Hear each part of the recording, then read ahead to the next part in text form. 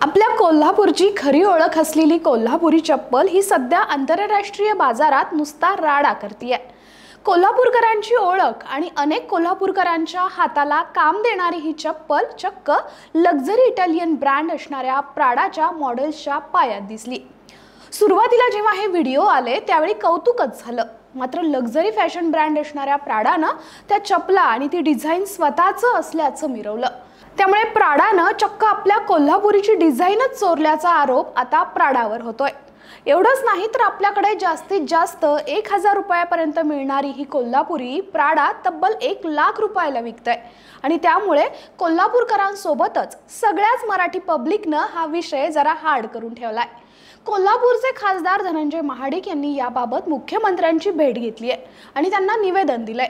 कोल्हापूरची ओळख असणारी कोल्हापुरी चप्पलची लॉयल्टी कोल्हापूरच्या कारागिरांना मिळावी आणि या चप्पलेला प्राडानं कोल्हापुरी चप्पल असं नाव द्यावं असं निवेदन मुख्यमंत्र्यांना दिलंय।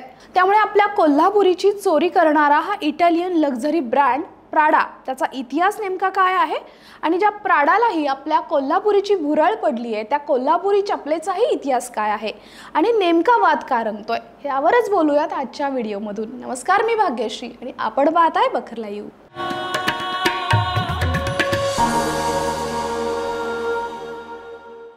प्राडा हा एक जगप्रसिद्ध इटालियन लक्झरी फॅशन ब्रँड आहे, ज्याची स्थापना 1913 मध्ये मारिओ प्राडा यांनी मिलान, इटली येथे केली। सुरुवातीला प्राडा हे चामड्याच्या वस्तू की हँडबॅग असेल, सामान आणि इतर ॲक्सेसरीज बनवण्यासाठी प्रसिद्ध होते। 1978 मध्ये मारिओ यांची नात म्युझिया प्राडा यांनी कंपनीची सूत्र हाती घेतली आणि तेव्हापासूनच प्राडानं फॅशन जगतात एक आघाडीचं स्थान मिळवलं। आज प्राडा हे हँडबॅग, कपडे, शूज, परफ्यूम्स, घड्याळं, सनग्लासेस आणि इतर लक्झरी वस्तूंसाठी ओळखले जातात। प्राडाचे डिझाईन्स त्यांच्या साधेपणातून सौंदर्य, नाविन्य आणि उच्च दर्जाच्या हस्तकलेसाठी प्रसिद्ध आहेत आणि याच लक्झरी फॅशन ब्रँड असलेल्या प्राडानं आपल्या नवीन कलेक्शनमध्ये या चप्पल लॉन्च केल्या आहेत। त्यांनी इटलीत आयोजित केलेल्या फॅशन शोमध्ये मेन स्प्रिंग समर 2026 कलेक्शन सादर केलं। त्या शोमध्ये त्यांच्या प्रत्येक मॉडेल्सच्या पायात कोल्हापुरी चप्पल झळकली। कोल्हापुरी चप्पल ही कोल्हापूरची खास ओळख आहे आणि त्यामुळेच आता भारतीयांमध्ये मोठ्या प्रमाणावर संताप व्यक्त केला जातोय। मात्र ज्या प्राडालाही कोल्हापुरी चप्पलची भुरळ पडली आहे त्या कोल्हापुरी चप्पलचा इतिहास नेमका काय आहे तो समजून घेऊ। कोल्हापुरी चप्पलचा इतिहास 12व्या शतकाशी जोडला जातो। राजा बिजवल आणि त्यांचे प्रधान विश्वगुरु बसवण्णा यांनी कारागीर समुदायाला प्रोत्साहन देण्यासाठी हे काम सुरू केलं, परंतु 20व्या शतकात छत्रपती शाहू महाराजांच्या कारकिर्दीत या चपलांचा व्यावसायिक विस्तार झाला। शाहू महाराजांच्या काळात कोल्हापुरी चपलांना नवी ओळख मिळाली।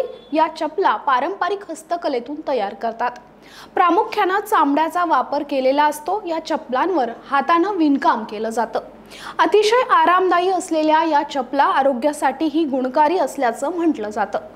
या चप्पलमध्ये वापरण्यात येणारे चामडं शरीरातील उष्णता शोषून घेतं आणि त्यामुळे चपलेचा रंगही अधिक गडद होत जातो।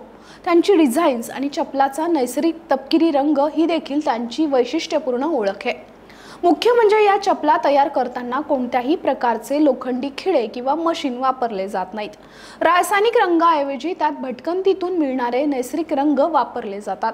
कोल्हापुरी चप्पल पायात मिरवणं हा एक रुबाब असतो आणि त्यामुळे फक्त कोल्हापूरकरांसाठीच नाही तर अवघ्या मराठी लोकांसाठी हा विषय जिव्हाळ्याचा आहे। आणि ज्या दिवशीपासून प्राडानं अशा पद्धतीने ही चोरी केली त्या दिवशीपासून सोशल मीडियावर या ब्रँडबद्दल अनेकांनी टीका केली आहे। याबाबत आता महाराष्ट्राच्या मुख्यमंत्र्यांनाही एक निवेदन दिलं गेलंय आणि सोशल मीडियातूनही प्राडावर चांगल्या प्रकारे टीका होतीये।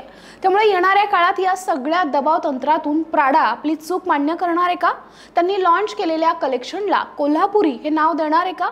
कोल्हापूरच्या कारागिरांना खरंच लॉयल्टी मिळणार आहे का? हे सगळेच प्रश्न आहेत। मात्र आपल्या लाडक्या कोल्हापुरीनं विषय सध्या हार्ड करून टाकलाय। तुम्हालाही काय वाटतं कमेंट करून नक्की सांगा। व्हिडिओ आवडला असेल तर लाईक, शेअर आणि सबस्क्राईब करायला विसरू नका। धन्यवाद।